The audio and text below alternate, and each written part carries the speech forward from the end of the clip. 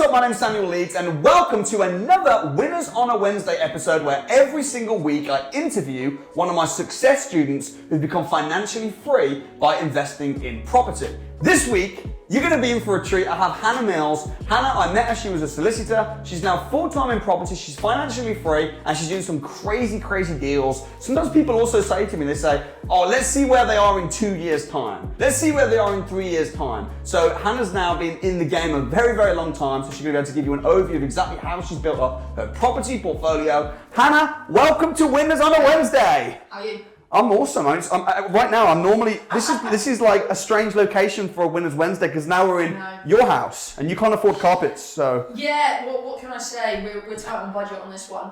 No, it's really good having you down here actually. I know obviously you've travelled all the way down and we're in the valleys and you're actually in one of my refurb projects with, in our business with my business partner. And yeah, this is nearly done. So we're currently in the 4th bedroom at the moment. It's just been painted literally about 4 hours ago. It's dry. And yeah, so thanks for coming down. Just wanted to talk to you about everything that's going on. It's great. And honestly, I mean, this is your second time on the show. Also, you've been involved in the eviction. Yeah. You were previous eviction. You were on it as a delegate. You put me through the middle now. I'm telling you, you really did. Why don't you start from the beginning? What was life like when we very first met and how did you come across me, my training, property, like what happened? Yeah, so I met you in, I think it was October 2018 on the crash course. Went down to London, I think it was around Heathrow. Never done any property events. I was quite sceptical, but I really wanted to get into property and I like watching YouTube clips. And my business partner got into your crash course the same way, YouTube videos. We were both kind of drawn to it. He actually came all the way from Russia as well. So you met your business partner Gwen at the crash course. For the first time, yeah. For the first time, and he had flown in from Russia to be there. You'd driven from Wales to be there. You were sceptical. I was a little bit, yeah. What was the crash course like? So, I'm going to be honest, for the first 5 minutes when you asked me to massage the person to the left of me, I was a bit like, right, okay, what's this about? But it's very much about you kind of lose your inhibitions and you're like, right, we're all on the same page, everyone enjoy themselves and just buy into it. And once you buy into it, I felt energised. You can't not come from that place not feeling energised and going, do you know what, I'm gonna go out and kick ass. Yeah. So I really enjoyed it. And like I said, off the back of it, I met Gwyn and at the time I didn't realise that Gwyn was going to be my business partner. But he is. Yeah. And I'll tell you a little bit later about some of the cool things that we're doing there and stuff. But yeah, that was pretty much where it kind of really started. Fast forward a few months, I handed in my notice. I was working as a solicitor in Bristol, and I just had enough. I was like, I love property. I really wanted to get into it. And so my entry into property was service accommodation. Yeah. Fast forward a couple of months, handed my notice in, and I just went, right, solid. That's exactly what I'm going to do. And I went into property full time. I remember you quitting your job. In fact, I don't know if you recall the conversation we had just before you quit your job. Oh, maybe. do you remember it? A little bit, yeah, but go on. I think you were basically like, from memory, you were like saying to me, I'm thinking of quitting my job, shall I? Yeah. I was kind of like, you probably should, but obviously you're a solicitor, you've got a decent job. And then next thing, you just messaged me and were like, I've done it, I've quit. Yeah, 100%. So at the time, I was kind of lucky. So I didn't just quit my job and go, right, that's it, I'm just going to do it.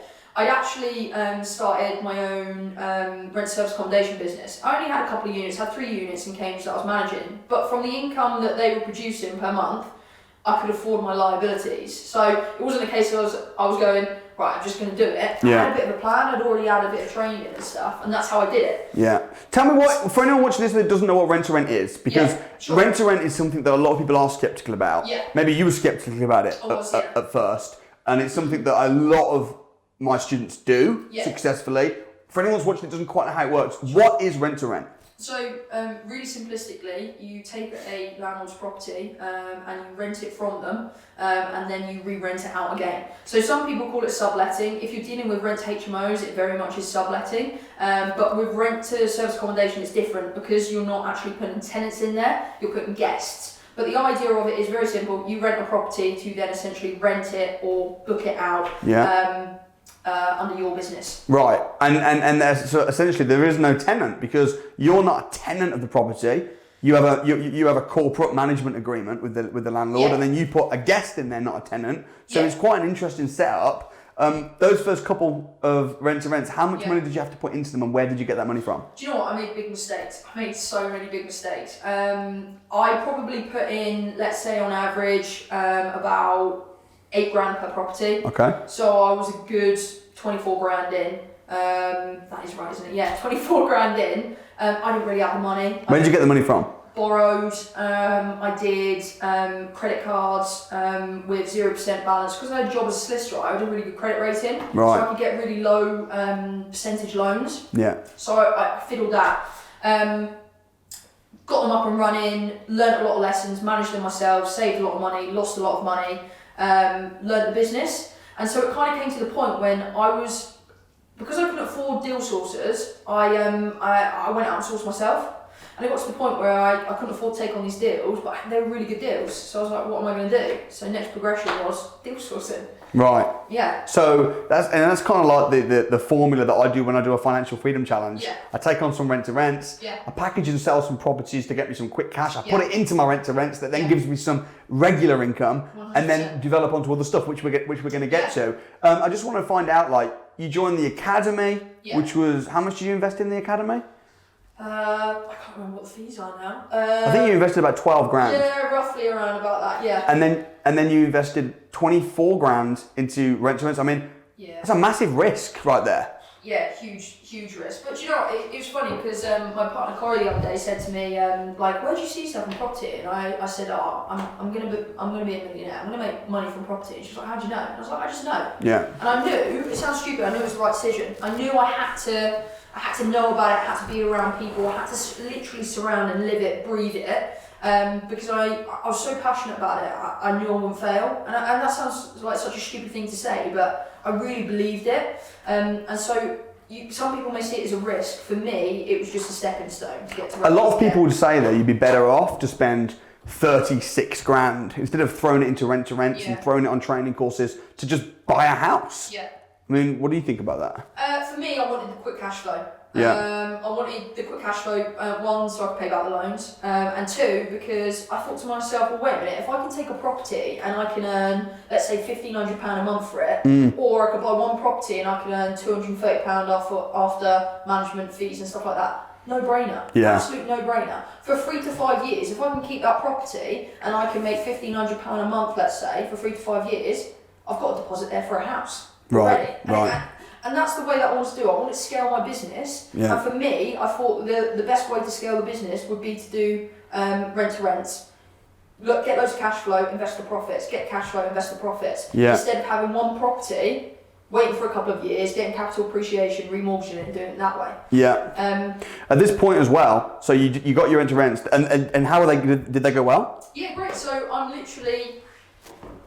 Where am I? 2.5 years in. Yeah. I handed one back, but that wasn't because I had to. I actually changed my strategy. I handed a 1-bedroom flat back and got a 4-bedroom house. Right. Why? It makes more money.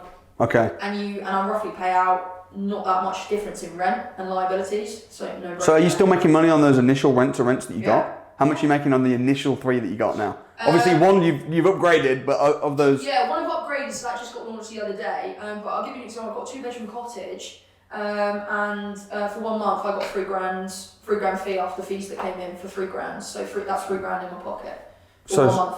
That's just 1 month, That's like 1 month. cash That's flow. Recently. Yeah, that's 1 month. Wow, in the middle of a pandemic. In the middle of the pandemic. So that's in Cambridge. For anybody that's kind of, like watching, you've obviously got different areas that are different things. The thing with Cambridge at the moment is it's actually one of the areas where AstraZeneca is, which created one of the vaccines. So in terms of the pandemic and stuff, Cambridge is mental. And so like I said, during a pandemic, I got a £3 grand booking, which is crazy because some areas are really struggling. But that's just to do with positioning of where you put your units and knowing your market. Knowing your market. Exactly. Okay, so you got your few rent-to-rents, you then start your deal sourcing business, which is packaging and selling deals. And at this point, you just quit your job, and I then invited you to be on the eviction. I know. So I quit my job to go on the eviction. Oh no, I didn't know that. Yeah, so part of the reason why, because I couldn't get the annual leave off. Oh, wow. So I was like, do you know what? Because Alistair messaged me and said, the opportunity, do you want to do this? And I was like, I feel like I have to do this. I was like, work's never going to give me the time off. And I was like, wait a minute, do I want to work? So I just went and started it. So what for anyone who doesn't know, what is the eviction? So the eviction basically was a TV show that you created, and it started with, I think there was 13 of us. We lived in a castle, and we had challenges pretty much every other day. Whoever failed on those challenges got evicted from the castle, and that was basically it. It was very competitive. Yes. Very. Do you know what? I didn't know what to expect when I got there, because I didn't actually know a lot of the people that were there. I didn't know James, didn't really know Anthony, and Anthony and James, off of that experience, are like two of my closest friends in property, and I go to them for advice about everything. They're brilliant. And you've co-written a book with them. I co-wrote a book with them. Which we'll talk about, yeah. but that was... So the eviction, I mean, you did very, very well on the eviction. Oh, don't talk to me about it. You know, it still hurts. I literally still speak to Anthony about it now. You almost won the eviction. No, but you didn't quite win the eviction. But it doesn't matter because you went on to storm it anyway. Do you know what? I remember having the interview with you afterwards, and I was quite upset because I just wanted to succeed. I wanted it, and I remember saying to you, obviously you gave Anthony the money and the gift at the end of it. I think it was £20,000, and I remember having a conversation with you, and I said, "It's okay, don't worry, I will make that £20,000 back. Yeah. I will do it. I'm determined that I'll do it," and I did do it. Yeah. I did do it, and a lot more. Some more. Yeah, exactly. And you know what though? You were a very gracious almost winner. I was going to say gracious loser, but you didn't lose. You just didn't win. But you know what though? I mean, everyone on the eviction pretty much is now financially independent and doing extremely well. Yeah. We just did the eviction last year as well, where you came back, but this time as a mentor to offer support to the. It was nice being on the other side because they all looked so panicky at times. So the eviction, you did that. Yep. How did the eviction change things? So I know for you, I mean, you did the academy, which obviously is where you got all the initial knowledge and education, but I know that the eviction was like a real game changer for you. Massive, and like I genuinely would say life changing, because I was unsure about obviously quitting my job, but when I was there, I learned so much from all the different tasks, because we did loads of stuff. We did deal selling, we did that refurb of that HMO. Learning that and spending time with people that have done things, I would constantly pick their brains. So like with Anthony, I'd be like, why have you done this and what about this? And James, I'd ask about deal selling, and I'd ask everybody different things. Even yourself, Alistair, spent a lot of time with Alistair because he was a mentor for our particular team. Just asking those questions, I came away with so much knowledge that Gwen and I started sourcing rental essays. But after that, we started sourcing buy, refurbish, refinances because I had the knowledge. And then we started kicking off our own portfolio. Which we're going to get to now. Because the eviction now 2019, you came on Winners Wednesday 2019. A lot of people like to see the follow through, what happens. 100%. So since the eviction in 2019, what have you done? Probably safe to say, what haven't we done? I think the only thing we haven't done are HMOs, to be honest with you. So, like I said, came off the eviction and we started doing buy, refurbish, refinances for our own portfolio and also sourcing them. Grew the sourcing business, started buying properties, and that was all sort of towards the end of 2019. Started earning a nice amount of money. How much money do you reckon, since the last 2 years, your sourcing company alone, how much do you reckon it's done? Great question. Well, we're doing on average probably around 7 to 10 deals a month at the moment. And how much on average is a deal worth?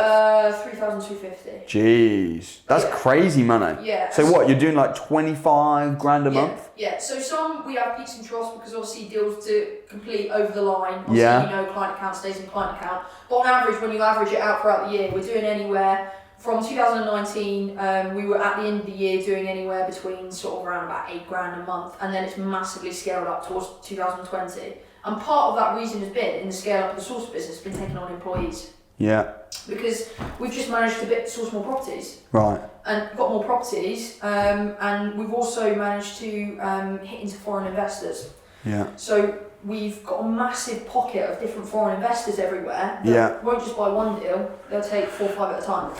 Yeah, and when you say we, you're talking you and Gwyn? Yeah. Gwyn, I obviously know what Gwyn's also been on Winners on a Wednesday. Yeah. So Gwyn is my business partner, like I mentioned earlier. Met him originally for the first time at the crash course. Spoken to him a little bit before that, but actually physically met him. And actually, I bought him lunch on that crash course. He still owes me that.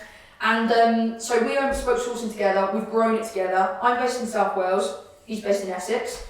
And we have employees split across the 2 sites now. Incredible. Yeah, it's awesome. Another thing as well is you do a lot of joint ventures with your investors. Yeah. So with the street that we're in right now, it's kind of crazy because you're like, I own that house, I own that house, I own that house. How many houses just in this street do you own? 4 so far. 4 in the street. And Yeah. you own these with joint venture partners because the deals are so juicy. Yeah. Instead of just selling them, Yeah. you ask someone to put the money in. Yeah. And this is crazy because you started, I know you were a solicitor and had a very good job, Yeah. but you actually didn't have I had nothing. any money. Oh no, I had nothing. I was 20. How old was I then? I was 25, I think. Right. Just got my first big ticket job.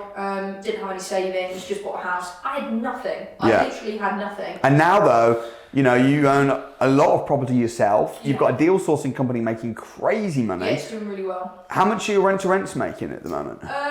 So I would say, like my personal portfolio, I'm probably making, I would say on average about £2,000, between 2 and 3 grand a month profit. Sure, but that's, again, like you started with that, got to financial freedom, and now you're... That's just an extra income. Yeah. So like, you know, you've diversified your portfolio in Yeah. terms of different income. Yeah. That just ticks over. So that and my investment in that is actually going into like cryptocurrencies and stocks. Right, so you're diversifying like crazy 100%, now. yeah. Yeah. 100%. Because it's turning over really good money. I don't just want to keep it in the company. So I'll either invest it into one thing or invest it into another. Yeah. Why, out of all the investments, because I know you're now a businesswoman, an entrepreneur, Yeah. you've got a business, you've got a Yeah. property portfolio, you're now putting money into crypto. Yeah. Why is property the one that you spend most time on and the one that kind of, you know... Do you know, it's probably like symbolic being in this room because I love taking a property and taking it from a really rubbish place into a really good place. And so this project particularly is about 4 or 5 weeks away, I think I was telling you. There's nothing like taking something or making something better, adding value. Like even this property itself is just we turned it into a 4-bed from a 2-bed. It won't make huge amounts of money, but something really satisfying about it. Yeah. And then obviously we've done this, now I'm trying to make it even bigger with developments. So not just one property, but multiples. Just love it. I just love taking something and turning it into something else. So you've joint ventured with James Armstrong? Yeah, on the house just across the road. You can't see it. Give me an example, a case study on the figures of these types of properties. So the one that we're in right now, for example. Yeah. So they always say with deal sources they keep the best deals, and it is kind of true. You do, and this was very much one of them. So this property we bought, and the next one we're buying as well, never went on the market. So we managed to get it below market value. So this one was bought for 69. Yeah. Market value will probably be between 85 and 87. Right now, the market value. Yeah. Very good deal. Yeah, really good deal. And so we're going to spend roughly, I think, between 30 to 32 on the refurb. So all in, you're talking about 102, 103? Yeah, 102, 105, depending how much John charged me for the tiles. Yeah. The builder. It's going to revalue out, I would say, I'd be comfortable at revaluing out between 140 to 142. Incredible. But on the open market, it will sell for more. It will sell probably definitely 145 to 150, maybe even a little bit more. So you're talking a clean sort of like 45 grand profit. Which is crazy for the value. Are you going to refinance or sell it? This one's going to be a flip, just because we want to get a cash injection so we can start basically put it into other projects. Yeah. The one next door is going to be refinanced. We will pull all the money out of that one, and that will rent roughly for around 675 per calendar month. So we're making, I would say, about 475 profit. When did you first go from deal sourcing and passing other people deals for a fee to saying, actually, you know what, I'm going to keep? What was your first? Do you know what? When I first started doing buy refurbished refinance, didn't know an awful lot about it. So I came straight up with eviction, was full of ideas, and you just want to go, yeah, great, want to get stuck into it. But I didn't quite know how to source them, so I co-sourced loads of them. Yeah. Some really good deals, like pull all your money out deals.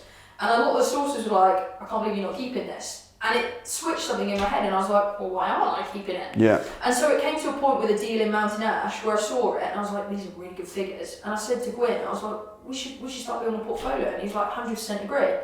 And then I just went and asked someone for the money, and they gave it to me. Where was this property?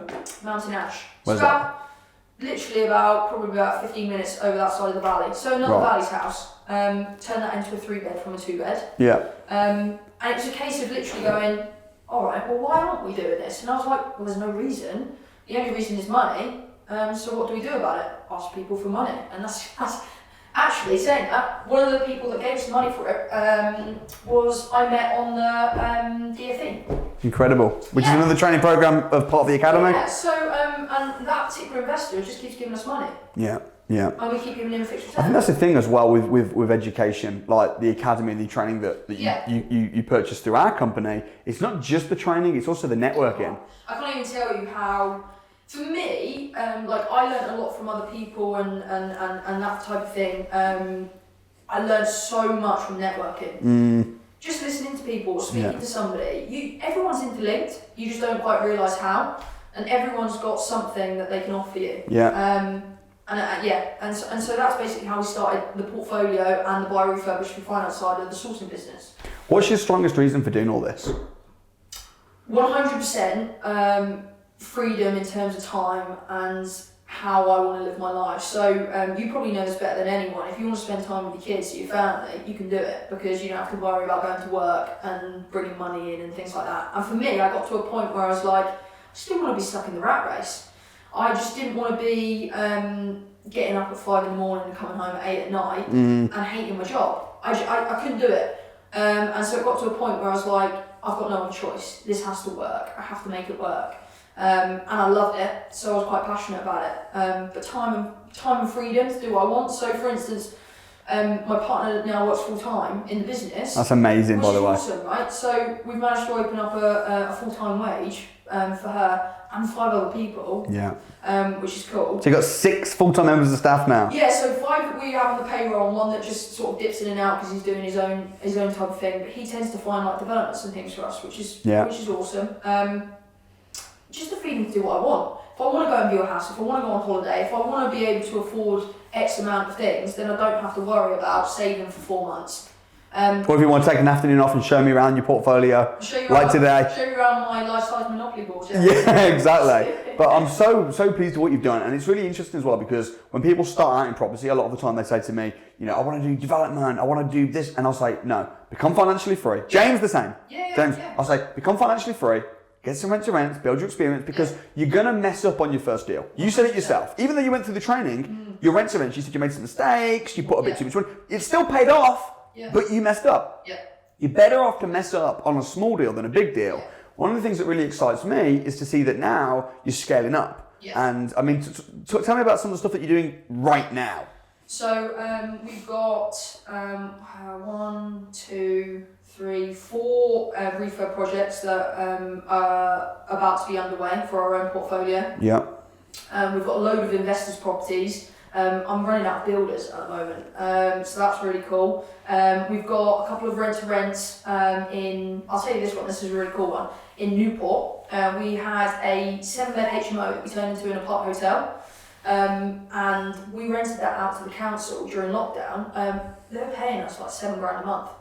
Literally, we were making profit. We were making around about $3,500 profit. Come again. Tell me through that deal. So honestly, this is a hotel.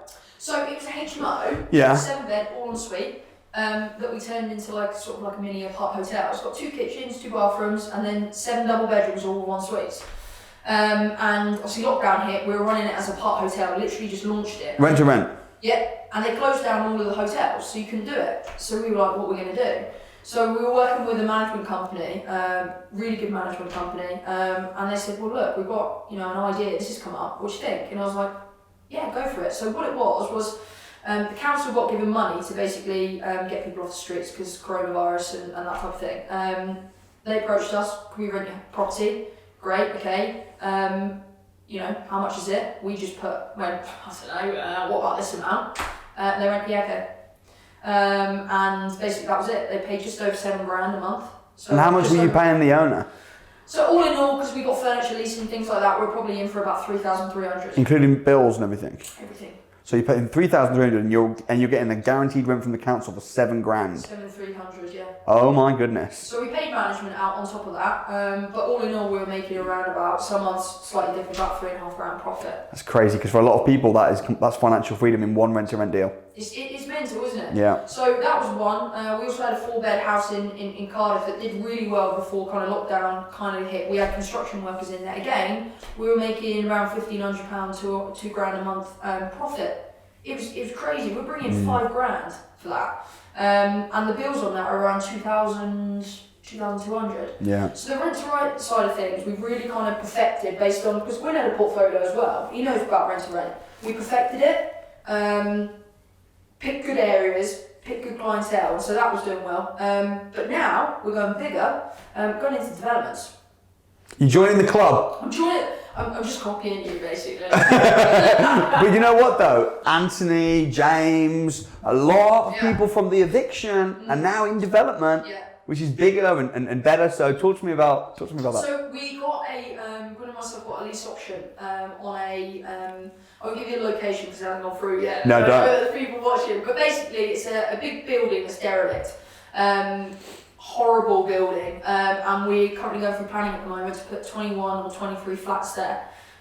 So we're looking at a nice profit on that one. What sort of profit are you thinking? So I think we're looking at anywhere between 1.2 to 1.6. Incredible. Yeah. So now it's like literally gone from no money to financial freedom to. Do you know what it is? I think you probably feel the same about this. You started doing developments and things like that off the back of your experience of doing like buy refurbish finance, HMOs and things like that. Once you find your first development, they just kind of keep coming, don't they? And you're like, oh my god, and you just start noticing them. Yeah. And I think that's what is going to happen this year. Is we're going to do a lot more. But you've built yourself up to that. Yeah. In the same way that I have. I mean, I've been I was in property many years before I started doing like lands and developments. I mean, but you've gone on the same journey, but like 100%. A condensed version of what I did. It's because I'm impatient. Much quicker, much quicker than what I did, and it's just incredible. So I'm super pumped. What would you say to somebody that was, your words of advice to someone that was wanting to? I mean, I know you've worked incredibly hard to get to where you've got to, and where you've got to in just what, like 3 years?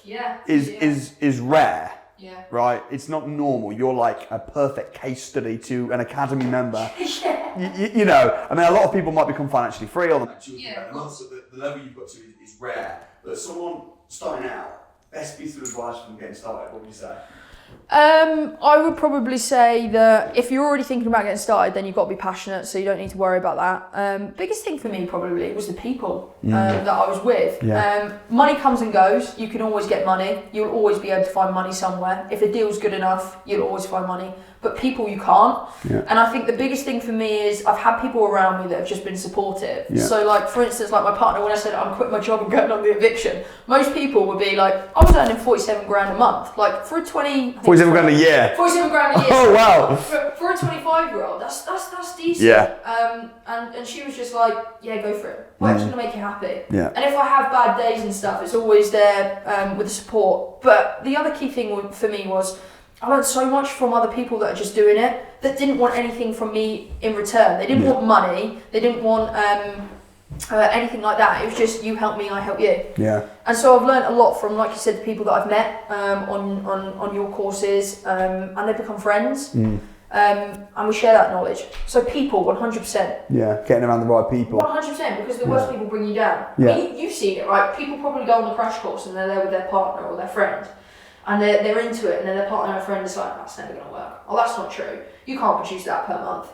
And if you're around people like that, then it will start to become habit. Yeah, it's so true. Environment is so powerful. It is. So yeah, I say people, 100%. Yeah. And I think for me as well, it's great to see. I mean, I make a lot of friends. I know I run the academy, and I started the academy, but it's kind of, for me, it's more like a community rather than, it's not about me. It's about Ricky, Anthony, Alistair, and yourself, and all, it's a community. And for me, it's so powerful, almost having someone who's a student who comes to me to look for, like, oh, how does this work? But then ends up kind of like becoming a peer.